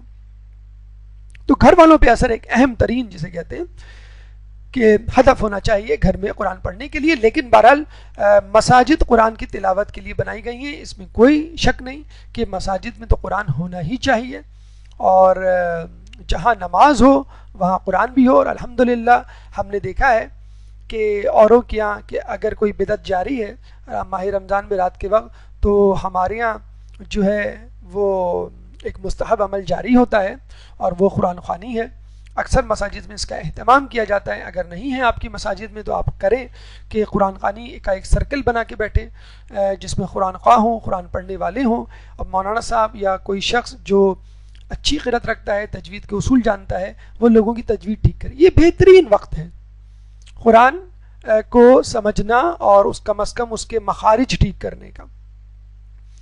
جو شخص قرآن سے محبت رکھتا ہے وہ مساجد کو بھی پسند کرتا ہے. ایک فطری بات ہے کہ جو شخص باجماعت نمازی ہوتا ہے، جو شخص مسجد آنا جانا رکھتا ہے، وہ مساجد میں رکھے گئے قرآن کو بھی جو ہے اپنی عبادت اور اپنی شفاعت کا وسیلہ بناتا ہے. اور یہ دونوں جو ہے وہ ایک دوسرے کے ساتھ نتھی ہیں. ناظرہ قرآن ہماری گفتگو کا 7واں مرحلہ، 7واں ادب قرآن، وہ ہے ناظرہ. ایک درود پڑھ دیں محمد والے محمد. ہم قرآن پڑھتے ہیں اور جب کسی ایسے مقام پر پہنچتے ہیں، کسی ایسی سورہ، کسی ایسی آیت پر کہ جو ہمیں ازبر ہوتی ہے، تو ہم قرآن بند کر لیتے ہیں اور آنکھیں بند کر کے بڑے مزے سے، اس میں تھوڑا سا ریاکاری کا بھی پہلو ہوتا ہے. دیکھو ہم قرآن بند کر کے پڑھ رہے ہیں، پتہ چلا کہ وہ آیت الکرسی ہوتی ہے جو آپ پڑھ رہے ہیں، اور تھوڑی دیر بعد آپ فوراً کھول لیتے ہیں. یا آخری پارہ جب آپ پڑھ رہے ہوتے ہیں تو آدھا پارہ جب ختم ہو جاتا ہے تو آپ قرآن بند کر لیتے ہیں بڑے مزے سے، قل یا ایھا الکافرون اور قل اعوذ برب الناس اور اللہ کا متکاثر مزے مزے سے پڑھ رہے ہوتے ہیں. لیکن یہ حیرت کی بات ہے، لیکن احادیث میں موجود ہے کہ قرآن کو دیکھ کے پڑھنا زیادہ اجر رکھتا ہے. ٹھیک ہے آپ بس میں ہیں، آپ ٹریولنگ کر رہے ہیں، آپ کسی ایسی محفل میں ہیں جہاں آپ قرآن کو سامنے نہیں رکھ سکتے تو ایک الگ بات ہے، لیکن قرآن جب ہو دستیاب تو قرآن پر نظر کرنا بھی عبادت ہے. امام کا قول ہے قرآن پر نظر کرنا، تین چیزیں ہیں جن کے بارے میں کہا گیا جن پہ نظر کرنا عبادت ہے: قرآن، خانہ کعبہ اور والدین، اور چوتھی ایک مولا علی کی شکل مبارک، ان کے چہرے پہ نظر کرنا، ان کو دیکھنا. تو قرآن پہ نظر کرنا بھی عبادت ہے. یہ نہ کہیے کہ مجھے قرآن حفظ ہے، یا یہ آیت، یہ روایت، یہ سورہ مجھے حفظ ہے تو میں اس کو بغیر دیکھے پڑھوں. نہیں، دیکھنے کا ایک الگ اجر ہے. باقاعدہ اس پہ تاکید آئی ہے روایت میں، اپنی آنکھوں کو عبادت سے اس کا حصہ دو. کس طرح آپ حصہ دے سکتے ہیں؟ قرآن پہ نظر کرنا اور اس پہ غور و فکر کرنا. جس طرح زبان کو آپ کس طرح اس کا حصہ دے سکتے ہیں قرآن سے، اس کی تلاوت کر کے، ذہن کو کیسے اس پہ سوچ کر تفکر سے، اور آنکھوں کو کس طرح دے سکتے ہیں عبادت کا حصہ، اس کو دیکھ کر. اپنی آنکھوں کو عبادت سے اس کا حصہ دو. آگے امام فرماتے ہیں قرآن پر نظر کرنا اور اس پر غور کرنا یہ ہے عبادت کا حصہ. دیکھیں بڑا عجیب صلہ ہے، اور یہ صلہ، یہ فائدہ آپ کے والدین، بلکہ ایسے والدین جو کافر ہوں، بڑا جسے کہتے ہیں کہ بہت دور کی بات ہے، بہت کم ایسا ہوتا ہے جس کے والدین بھی کافر ہوں. کچھ کنورٹڈ، کچھ نو مسلم ہوتے ہیں ایسے، ہمارے معاشرے میں بہت کم ہے ایسا، لیکن ہو سکتا ہے باہر ممالک میں ایسا ہو. لیکن یہ کتنی بڑی خوشخبری ہے اس شخص کے لیے کہ جو شخص ناظرہ قرآن کی تلاوت کرے گا، خداوند عالم اس کی بصارت کو فائدہ دے گا اور اس کے والدین کے گناہوں میں کمی کرے گا، چاہے وہ دونوں کافر ہی کیوں نہ ہوں. اکثر والدین دین سے دور ہوتے ہیں، نماز روزے نہیں کر رہے ہوتے ہیں، اکثر کے والدین غیر شیعہ ہوتے ہیں، اکثر کے والدین، کچھ لوگوں کے والدین جو ہے وہ اکثر ایسا ہوتا ہے کہ وہ کافر ہوتے ہیں. تو ایسے لوگوں کو بڑی فکر ہوتی ہے کہ میں خود تو سدھر گیا، میں خود تو راہ راست پر آ گیا، میرے والدین کا کیا ہوگا. تو خصوصی طور پہ وہ ایسے اعمال، اذکار پوچھتے پھرتے ہیں کہ جن کو وہ کر کے اپنے والدین کو بھی بخشوا دیں اور ان کے گناہ کم کروا دیں. تو کم از کم ایک طریقہ تو اس وقت آپ کے سامنے بالکل موجود ہے جو آپ اپنا سکتے ہیں، قرآن کو دیکھ کر پڑھنا. اس سے آپ کے والدین کے بھی گناہ کم ہوں گے، چاہے والدین کافر کیوں نہ ہو، بے دین والدین تو بہت دور کی بات. 8واں ادب قرآن آواز. ایک درود پڑھ دیں محمد والے محمد میں. آواز کیسی ہونی چاہیے؟ جیسے ہم نماز میں ہم دیکھتے ہیں نماز جہری ہے، نماز سری ہے، نماز فجر، نماز مغرب، نماز عشاء بآواز بلند پڑھی جاتی ہے، نماز ظہر، نماز عصر ہلکی آواز میں پڑھی جاتی ہے. اسی طرح صدقے کے لیے کہا گیا دکھا کے دو، کبھی کہا گیا ہے کہ چھپا کے دو. اسی طرح بہت ساری عبادات ہیں جو مخفی ہیں، بہت ساری عبادات ہیں جو جلی ہیں، ظاہر ہیں، اور کچھ عبادات ہیں جو دونوں پہلو رکھتی ہیں. نماز ہے جیسے دونوں پہلو رکھتا ہے، صدقہ ہے جیسے دونوں پہلو رکھتا ہے. حج ایسا نہیں ہے، حج کو آپ کو دکھا کے کرنا پڑے گا، کچھ لوگ موجود ہوں گے آپ کے پاس. تو نماز قرآن کو ہم کیسے پڑھیں؟ آہستہ آواز میں پڑھیں یا بلند آواز میں پڑھیں؟ چوتھے اور پانچویں امام کے بارے میں ملتا ہے ان کی آواز بہت خوبصورت تھی اور وہ آواز بلند نماز پڑھتے تھے، قرآن پڑھتے تھے، اور اکثر لوگ ان کے حجرے سے گزرتے تھے ان کی قرأت کو سننے کے لیے. جو کافر تھے، جو مسلمان نہیں تھے، جو ان کے حمایتی نہیں تھی، وہ بھی فقط ان کی قرأت سننے کے لیے ان کے گھروں کے پاس سے گزرتے تھے کہ ہمیں ان کی قرأت. جس رسول اللہ کے بارے میں بھی کہا جاتا ہے کہ اکثر جسے کہتے ہیں کہ جو لوگ تھے وہ ان کی قرأت سننے کے لیے ان کے حجرے سے گزرتے. اس میں ابو جہل کا نام آتا ہے، اس میں ابو سفیان کا نام آتا ہے، اور ایک اور شخص کا نام آتا ہے کہ ایک دفعہ یہ تینوں رات کے اندھیرے میں فجر سے پہلے رسول اللہ کی محفل میں گئے کہ رسول اللہ بیٹھے ہوئے تھے اپنے صحابہ کے ساتھ رات کے اندھیرے میں، اور وہ انہوں نے وہاں پر قرآن سنا اور جب نکلنے لگے تو صبح ہو گئی اور تینوں نے ایک دوسرے کو پہچان لیا. اب بڑے شرمندہ ہوئے اور کہا کہ اب ہم نہیں آئیں گے کیونکہ ہم کافر ہیں, اگر ہم اس طرح آنے لگے تو لوگ سمجھیں گے ہم مسلمان ہو گئے. دوسرے دن اتفاقاً پھر تینوں پہنچ گئے اور پھر تینوں ملے باہر اور کہنے لگے کہ یہ ہم سے پھر غلطی ہو گئی, اب ہم آئندہ ایسا نہیں کریں گے. پھر تیسرے دن پھر تینوں گئے اور پھر تینوں آئے, پھر کہا کہ ہم سے غلطی ہو گئی, ہم ایسا نہیں کریں گے.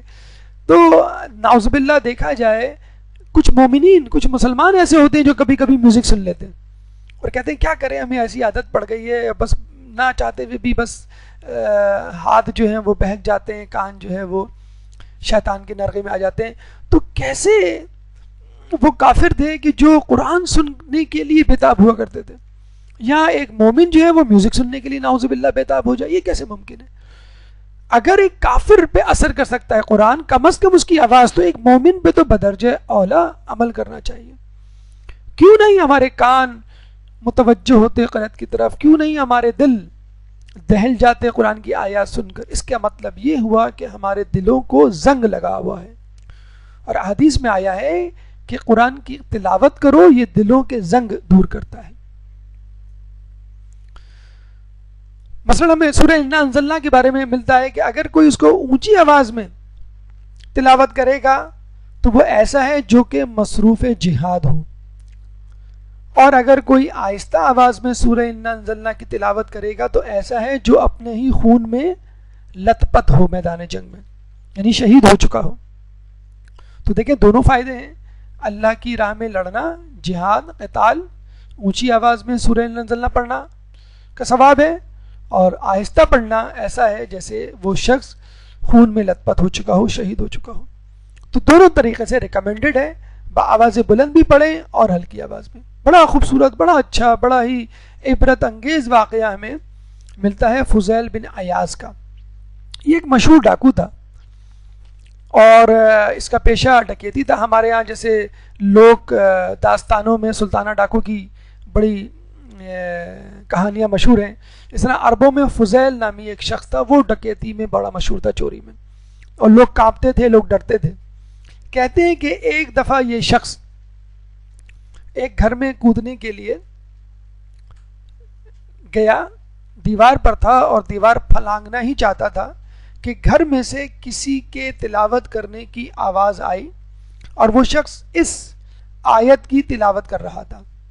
کچھ لوگ کہتے ہیں کہ وہ اپنی محبوبہ سے ملنے گیا تھا اور محبوبہ کے گھر کی دیوار پھلانگ رہا تھا اور اس کی محبوبہ قرآن کی تلاوت کر رہی تھی, اور وہ اس آیت پر پہنچی, الم یأن للذین آمنوا ان تخشع قلوبہم لذکر اللہ, کہ کیا ایمان والوں پر وہ وقت نہیں آیا کہ ان کے دل خدا کے ذکر سے نرم پڑ جائیں. کتنی خوبصورت آیت ہے کہ کیا ایمان والوں پر وہ وقت نہیں آیا کہ ان کے دل اللہ کے ذکر سے نرم پڑ جائیں. فضیل بن عیاض جو ڈکیتی, چوری, لوگوں کا مال ہڑپ کرنے میں سرتاپا ڈوبا ہوا تھا, دن رات اس کا مشغلہ یہی تھا لوگوں کے مال پر شب خون مارنا.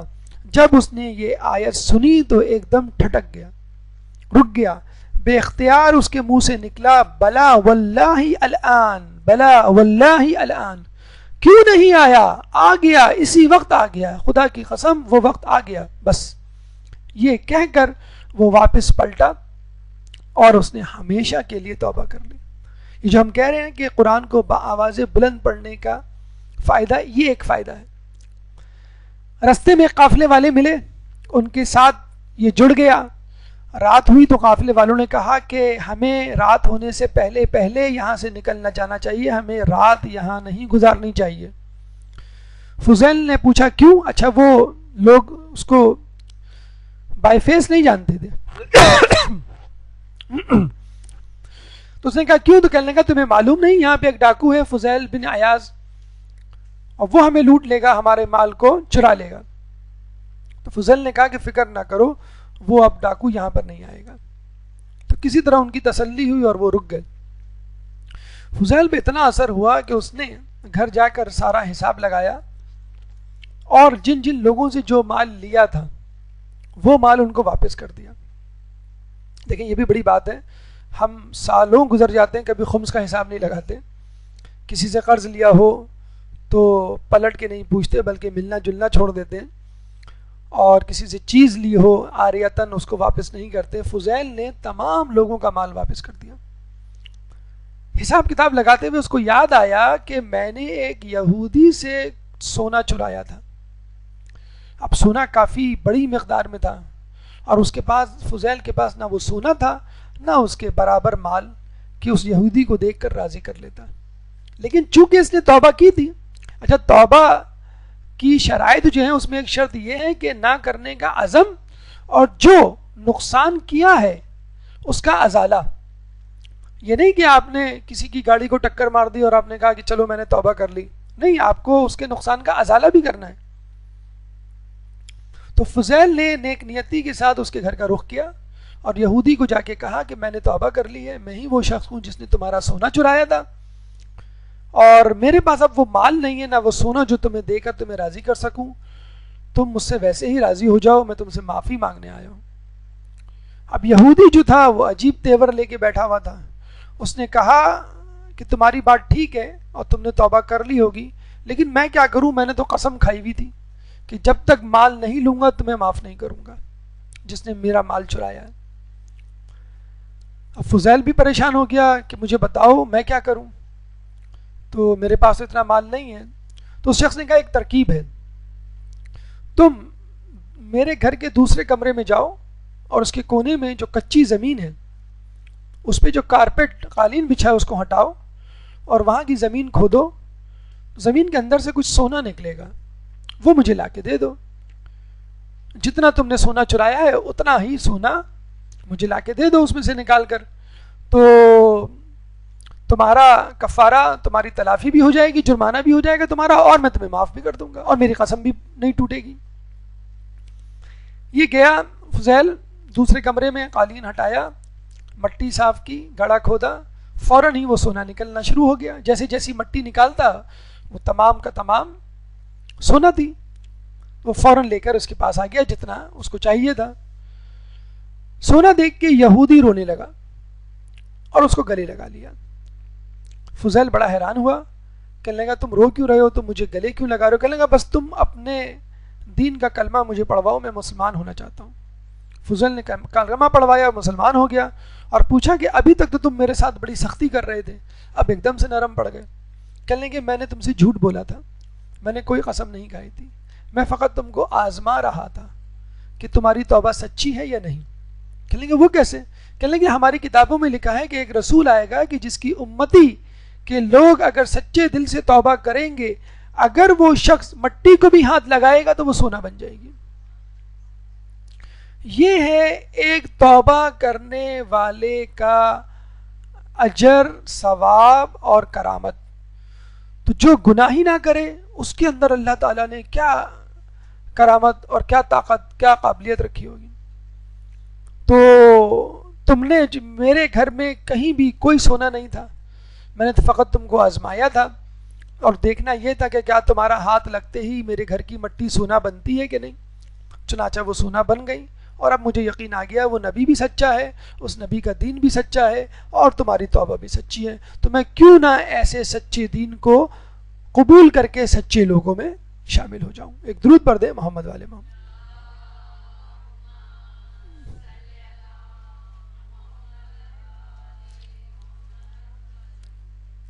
ہاں، جسے کہتے ہیں کہ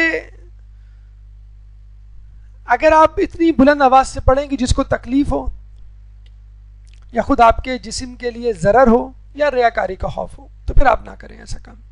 اکثر ہم نے دیکھا ہے مسجد کے جو لاؤڈ اسپیکر ہیں ان کا مس یوز ہوتا ہے، جس کی وجہ سے لوگ جو ہیں وہ ڈسٹرب ہوتے ہیں، اور پھر چاروں ناچار اس پہ جھگڑے بھی شروع ہو جاتے ہیں۔ لوگوں کی مجلس ہوتی ہے اور اپنا اسپیکر گلی میں اتنی دور لگاتے ہیں اور اس گھر کے اوپر لگاتے ہیں جو گھر غیر شیعہ ہو۔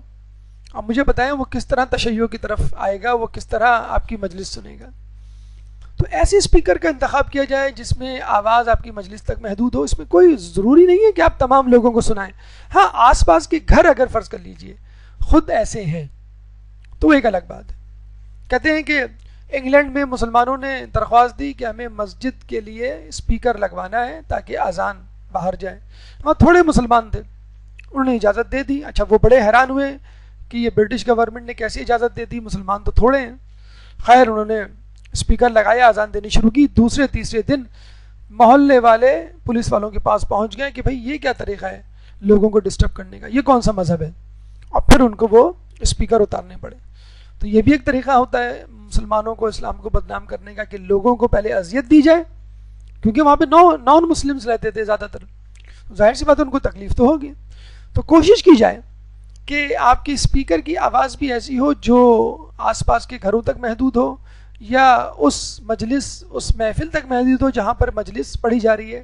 آپ کے قرآن کا پڑھنا ہو سکتا ہے کوئی گھر میں سو رہا ہو اور آپ جو ہیں بڑی باواز بلند قرآن پڑھ رہے ہیں اور دوسرا سو رہا ہے, اس کو نیند آ رہی ہے.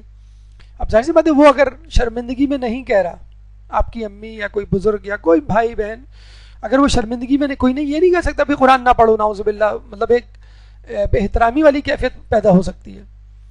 تو بہتر یہ ہے کہ آپ خود ماحول کو دیکھتے ہوئے ایسی جگہ چلے جائیں جہاں پر آپ آواز کے ساتھ پڑھ سکتے ہوں, اور اگر ایسا ممکن نہ ہو تو پھر آہستگی سے پڑھیں. نواں ادب ہے لحن. لحن یہ گانے والی لحن نہیں, بلکہ وہ خوبصورت آواز جو قاری قرأت کے دوران الفاظ کی ادائیگی کے لیے نکالتا ہے. ایک درود پڑھ دیں محمد والے محمد.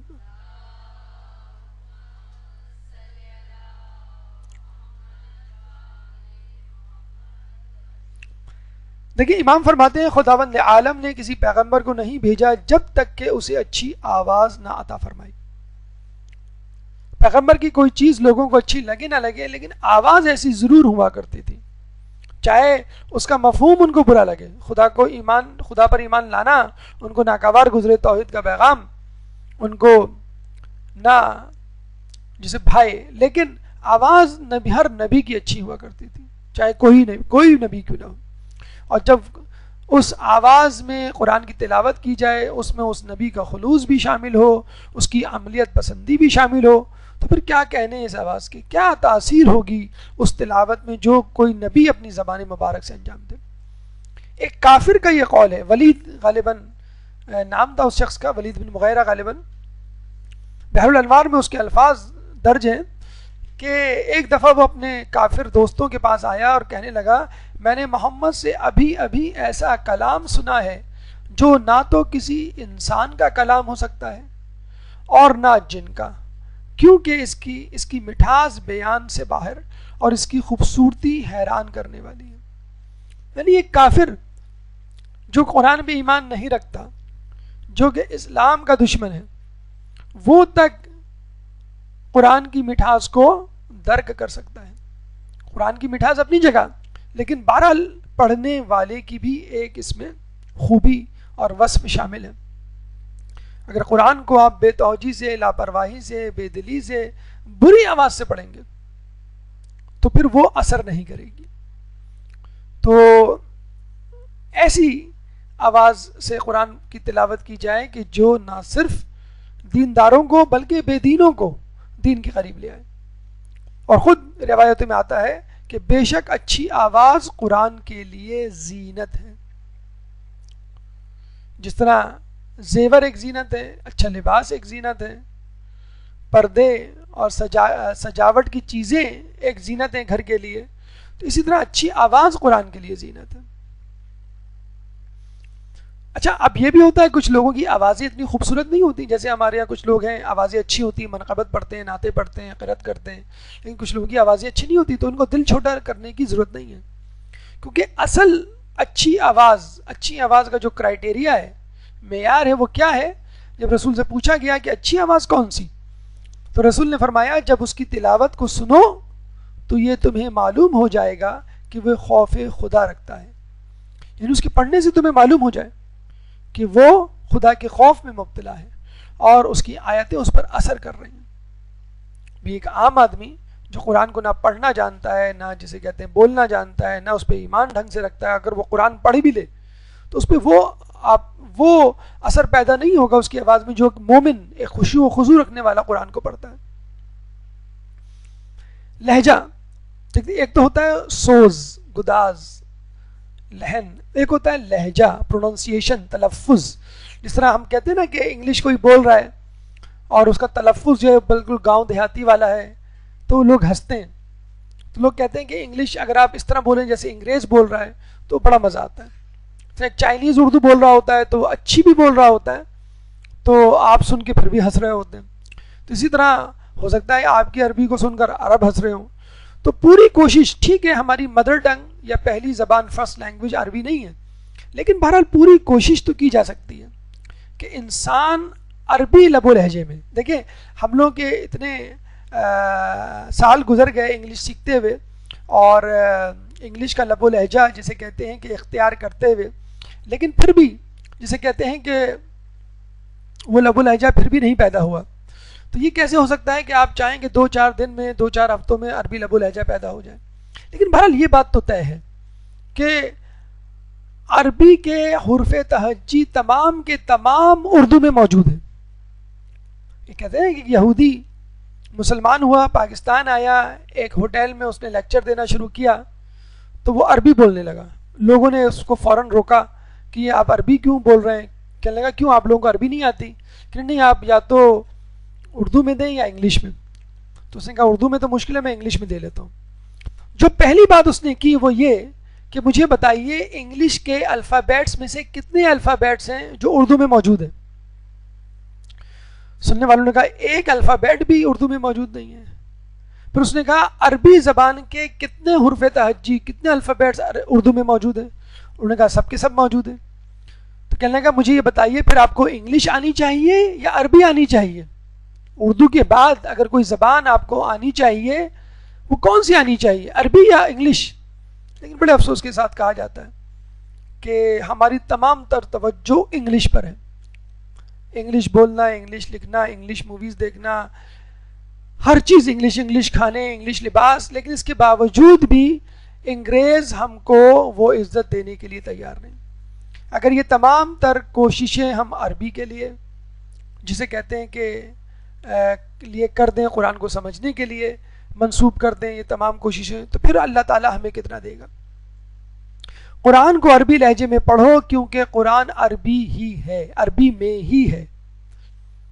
ٹھیک ہے آپ کی زبان فارسی ہو، اردو ہو، انگلش ہو، لیکن پوری کوشش کی جائے کہ عربی میں پڑھا جائے. کیوں کہ خود قرآن عربی میں ہے. قرآن اگر کسی اور زبان میں ہوتا پھر آپ اپنی اپنی زبان کے حساب سے اس کو بولتے ہوئے ایک الگ بات ہے، لیکن ضروری ہے کہ اس کو عربی لہجے میں پڑھا جائے. کیوں کہ وہ عربی ہی میں نازل ہوا ہے. دیکھیں اس میں بہت زیادہ سائنس نہیں ہے، راکٹ سائنس نہیں ہے، کوئی ہرکولین ٹاسک نہیں ہے، کوئی بڑا پہاڑ آپ کو نہیں کھودنا ہے. کچھ حروف ایسے ہیں حروف تہجی کے عربی میں، اگر کبھی موقع ملا تو انشاءاللہ اس پہ گفتگو ہوگی تجوید کے علم کے حوالے سے.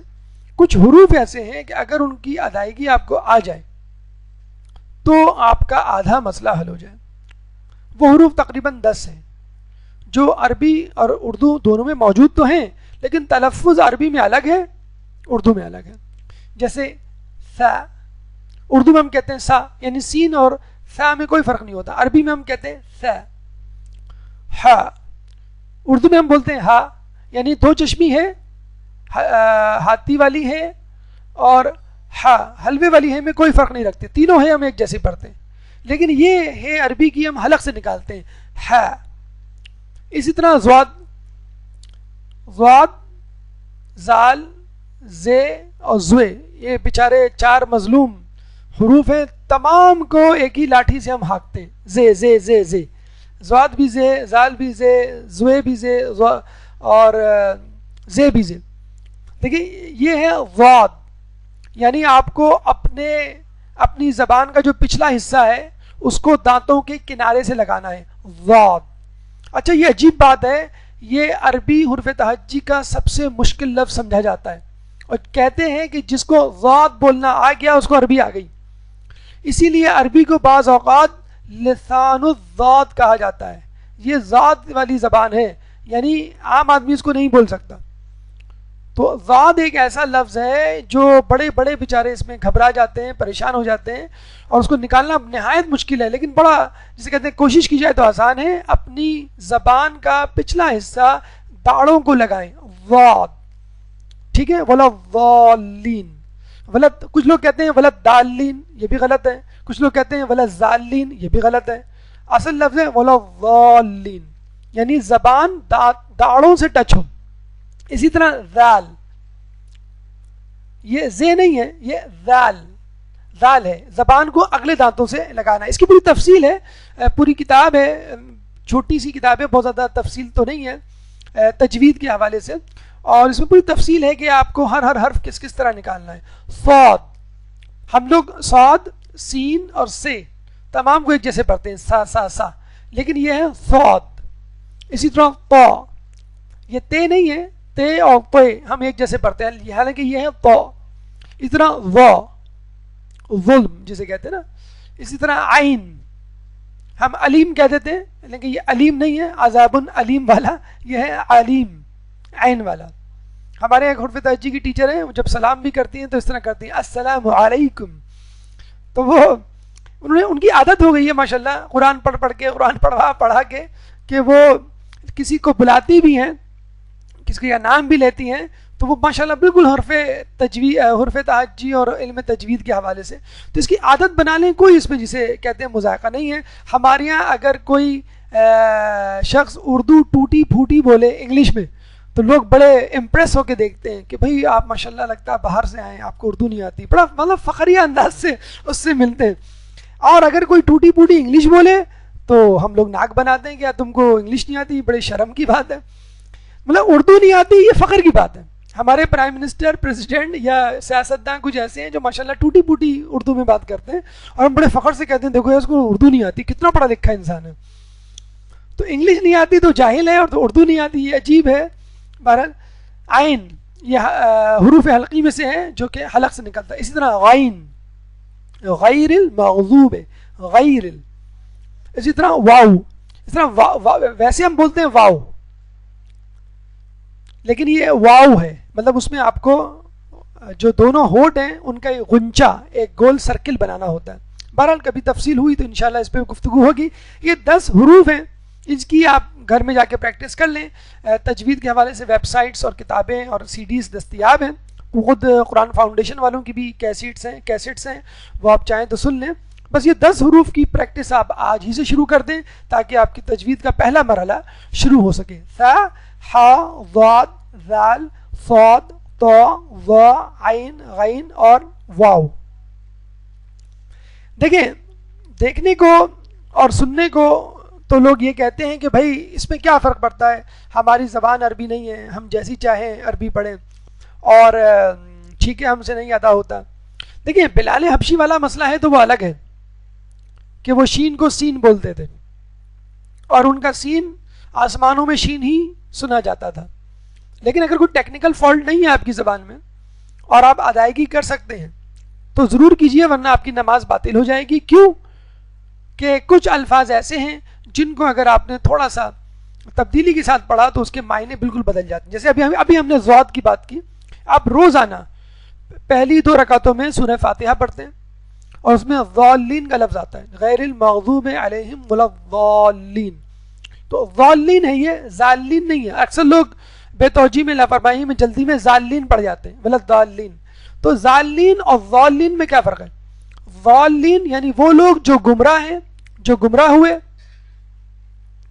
یا گمراہ نہ ہوئے، یعنی گمراہ ہے اس کا مطلب. اور ضالین کا مطلب ہے چھانے ہوئے.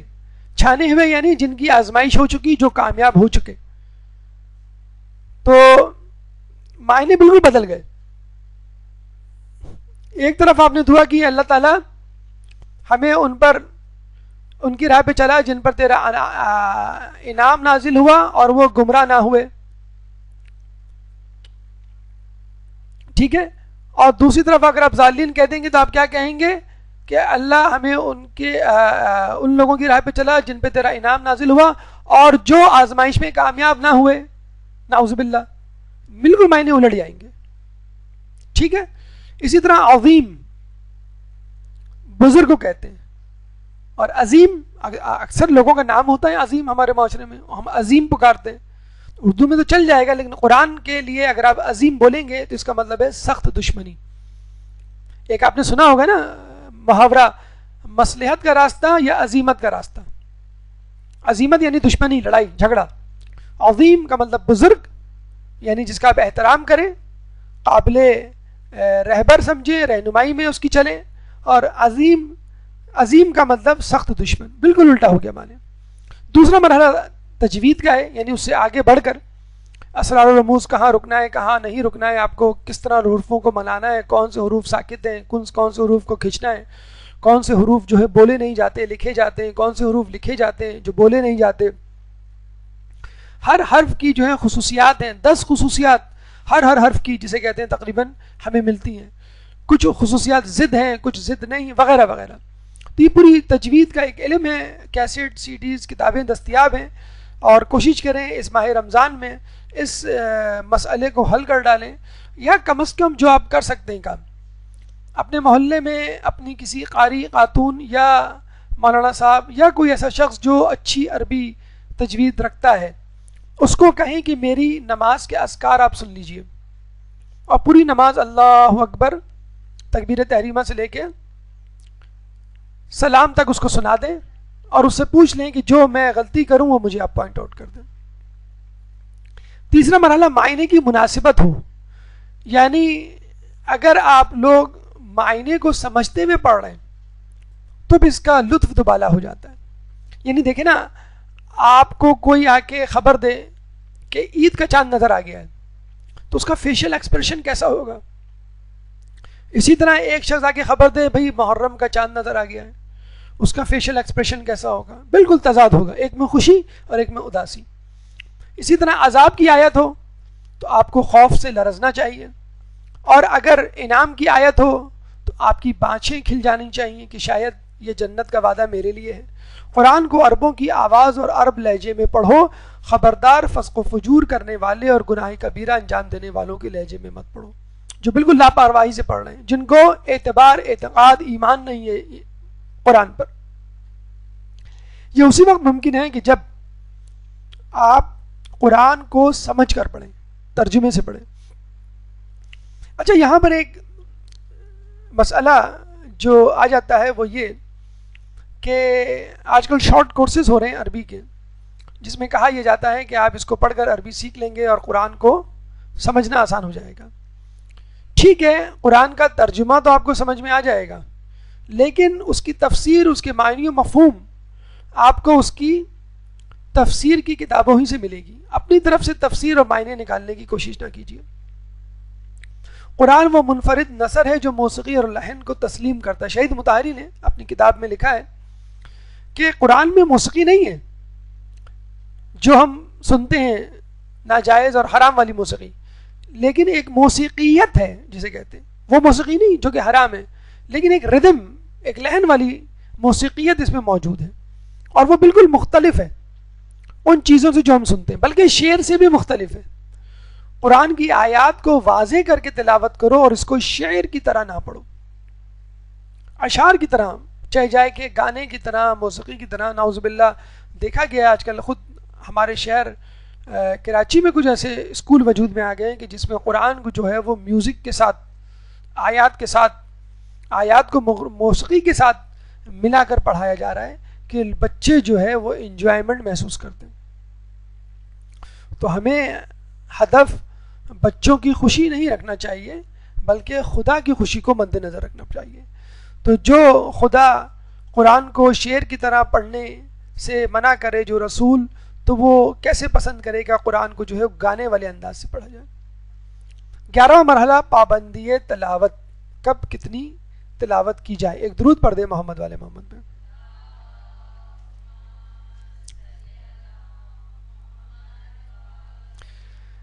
کب تلاوت کریں؟ ہر وقت تلاوت کریں. خدا تعالیٰ سورہ مزمل آیت نمبر 20 میں فرماتا ہے علم ان سیکون منکم مرضی، کہ تم میں سے کچھ لوگ مریض ہوں گے، وآخرون یضربون فی الارض یبتغون من فضل اللہ، اور کچھ لوگ زمین پر اللہ کا فضل یعنی روزی تلاش کر رہے ہوں گے. وآخرون یقاتلون فی سبیل اللہ فاقرؤوا ما تیسر منہ، اور کچھ لوگ اللہ کی راہ میں قتال یعنی جہاد کر رہے ہوں گے، بس جتنا ممکن ہو، جتنی آسانی ہو تلاوت کرو۔ یعنی دیکھیں، آپ نے سنا ہوگا، پڑھا ہوگا سورہ بقرہ کی آیت نمبر 184 185 میں بتایا گیا ہے کہ جو لوگ بیمار ہوں، سفر میں ہوں، وہ روزہ نہ رکھیں۔ اسی طرح کچھ مخصوص حالات، کچھ مخصوص ایام جس میں نماز پڑھنے کو منع کیا گیا۔ اسی طرح جس کی استطاعت نہ ہو اس کو حج کرنے سے منع کیا گیا۔ لیکن قرآن کی تلاوت ایک ایسا امر ہے جس کو کہا گیا ہے کہ اگر تم بیمار بھی ہو تو بھی تلاوت کرو، اگر تم سفر میں ہو تو بھی تلاوت کرو، حتیٰ کہ جہاد میں مومنوں سے کے ساتھ کافروں سے جہاد کر رہے ہو، قتال کرو تو بھی پڑھو، ہر حالت میں۔ ہمارے ایک مجتہد تھے کہ جو ہر وقت ذکر کیا کرتے تھے، زبان ان کی ہلتی رہتی تھی، ہونٹ ان کے ہلتے رہتے تھے، کبھی بھی حتیٰ کہ گفتگو کرنے کے دوران بھی ان کی زبان ہلتے رہتے تھے۔ تو کسی نے ان سے پوچھا کہ آپ ہر وقت کیا پڑھتے رہتے ہیں؟ انہوں نے کہا کیا ہی اچھا ہے کہ مومن دن میں 1000 مرتبہ سورہ انا انزلنا پڑھے۔ ایک تو انہوں نے یہ نہیں کہا کہ میں سورہ انا انزلنا 1000 مرتبہ پڑھتا ہوں، یہ کہا کہ کیا ہی اچھا ہے کہ مومن دن میں 1000 مرتبہ سورہ انا انزلنا پڑھے۔ تو ہر وقت تلاوت کرنا، ہر وقت قرآن پڑھنا، جسے کہتے ہیں کہ اپنا جسے کہتے ہیں وتیرہ بنا لیں، ہر حالت میں قرآن کی تلاوت کرنا تم پر لازم ہے۔ کس نے نصیحت کی؟ رسول اللہ نے۔ کس کو نصیحت کی؟ مولا علی کو، جو کہ خود قرآن ناطق ہے، جس کے لیے کہا گیا کہ قرآن اور علی ایک دوسرے سے جدا نہیں ہوں گے جب تک کہ مجھ سے، قرآن و اہل بیت کبھی ایک دوسرے سے جدا نہیں ہوں گے جب تک مجھ سے حوض کوثر پر ملاقات نہ کر لیں۔ حدیث ثقلین ہمیں یہی بتلاتی ہے کہ میں تمہارے درمیان 2 گراں قدر چیزیں چھوڑے جا رہا ہوں، ان سے متمسک رہو تو گمراہ نہ ہوگے، اور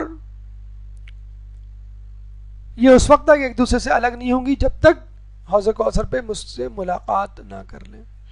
تو جس کے بارے میں یقینی ہے کہ وہ قرآن سے الگ نہیں ہوگا، اس کو نصیحت کر رہے ہیں اللہ تعالیٰ، رسول اللہ۔ تو صرف تاکید بتانا مقصود ہے کہ قرآن کی تلاوت کتنی زیادہ ضروری ہے۔ اہم ترین وقت نماز فجر کے بعد،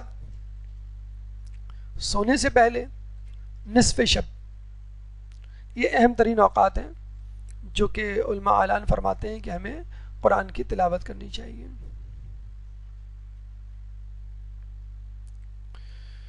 کتنا قرآن پڑھیں یہ آپ کے اوپر ہے۔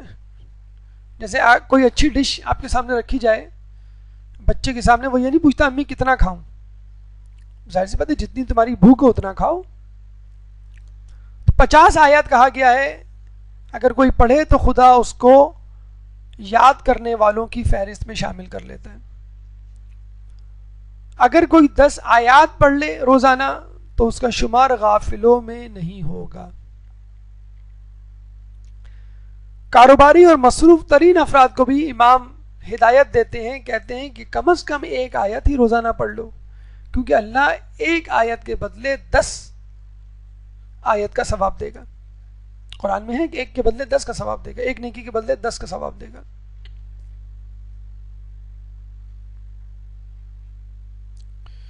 تو 1 آیت تو کم از کم پڑھے مومن، اگر بہت ہی مصروف ہے۔ لیکن کون ایسا مصروف ہوگا جو 1 آیت کے لیے بھی ٹائم نہ نکالے؟ کیا ہم افطار کے بعد، افطار سے پہلے فارغ نہیں بیٹھے ہوئے ہوتے؟ کیا ہم سونے سے پہلے 10-15 منٹ گفتگو نہیں کر رہے ہوتے؟ کیا ہمارے روزانہ 1-1.5 گھنٹے 2 گھنٹے فقط گپ شپ میں نہیں گزرتے؟ یہ سب کچھ چھوڑیے، صرف آنے جانے میں، گھر سے نکلنے میں آدھا گھنٹہ 1 گھنٹہ لگ جاتا ہے، اس میں آپ جو صورتیں آپ کو یاد ہیں وہ پڑھ ڈالیجیے۔ ایک دفعہ امام خمینی کے بارے میں ملتا ہے کہ ان کی آنکھ میں کوئی بیماری ہوئی تو ڈاکٹر نے ان کو قرآن پڑھنے سے منع کیا، تو انہوں نے کیا کہا؟ میں آنکھیں صرف قرآن پڑھنے کے لیے چاہتا ہوں۔ یعنی بالکل ایسا ہی ہے کہ آپ کو کوئی فریج دے اور آپ کہیں کہ بھئی اس میں کوئی چیز مت رکھیے گا، تو آپ نے کہا بھی ہم نے فریج لیا ہی اسی لیے کہ اس میں چیزیں رکھیں تو اس کو ٹھنڈا کریں۔ یا آپ کو جو ہے وہ کوئی پانی دے اور کہے کہ بھئی اس سے اپنی پیاس نہ بجھائیے گا، تو ہم نے پانی لیا اسی لیے۔ تو آنکھیں، امام خمینی فرماتے ہیں میں نے میری ہے ہی اسی لیے کہ میں قرآن پڑھوں. کہتے ہیں روزانہ دن میں 3 مرتبہ تلاوت قرآن کرتے تھے، 3 مرتبہ وقت نکالتے تھے الگ سے قرآن کے لیے. اور ماہ رمضان میں 3 مرتبہ قرآن ختم کیا کرتے تھے، 3 مرتبہ. پریزیڈنٹ سے اوپر کی ان کی جاب سمجھ لیں آپ، رہبر انقلاب، بلکہ تمام تشیع کے رہبر کتنے مصروف رہتے ہوں گے، کتنا مصروف ٹائٹ اسکیجول ہوتا ہوگا، لیکن اس کے باوجود قرآن کے لیے ٹائم نکالنا، وہ بھی 3 مرتبہ. ہم یہ کہتے ہیں کہ ہمارے پاس ٹائم ہی نہیں ہوتا. رمضان المبارک میں ہمارے پاس ٹائم نہیں ہوتا تو پھر ہمارے پاس کس مہینے میں ٹائم ہوگا قرآن کھولنے کا، قرآن کو پڑھنے کا. غور و فکر اگر نہ ہو قرآن کے پڑھنے میں تو آپ کی تمام محنت اکارت جائے گی. خود اللہ تعالیٰ فرماتا ہے کتاب انزلناہ الیک مبارکن، کہ یہ وہ کتاب ہے جو تمہاری طرف نازل کی گئی مبارک ہے. لیدبروا آیاتہ، بس اس کی آیات پر تدبر کرو. ولیتذکر اولو الالباب، اور اس میں نصیحت ہے عقل والوں کے لیے. یہ وہ کتاب جو تم پر نازل کی گئی مبارک ہے کہ تم اس کی آیات پر تدبر کرو اور اس پہ نصیحت حاصل کرو. کن لوگوں کے لیے کہا جا رہا ہے؟ جو کہ عقل والے ہیں. یہ کتاب مبارک تم پہ نازل کی گئی کہ تم اس پہ تدبر کرو اور عقل والے اس سے نصیحت حاصل کریں. اور پھر ایک اور جگہ اللہ فرماتا ہے افلا یتدبرون القرآن ام علی قلوب اقفالها، بھلا یہ لوگ قرآن پر غور نہیں کرتے یا ان کے دلوں پر قفل پڑے ہوئے ہیں. اگر آپ قرآن پڑھتے ہیں لیکن اس پر تدبر نہیں کرتے تو اس کا مطلب کیا ہوا کہ آپ کے دل میں قفل ہے، کسی برائی کا، کسی کفر کا، کسی بدنیتی کا یا حب دنیا کا، کہ آپ کی توجہ قرآن کے حروف، الفاظ اور ان کے معنی کی طرف نہیں اٹھتی. چوتھے امام زین العابدین علیہ السلام کے بارے میں ملتا ہے. بس ٹھیک ہے، انشاءاللہ یہ موضوع ہم اگلی دفعہ مکمل کر لیں گے. ایک درود پڑھ دیں محمد والے محمد.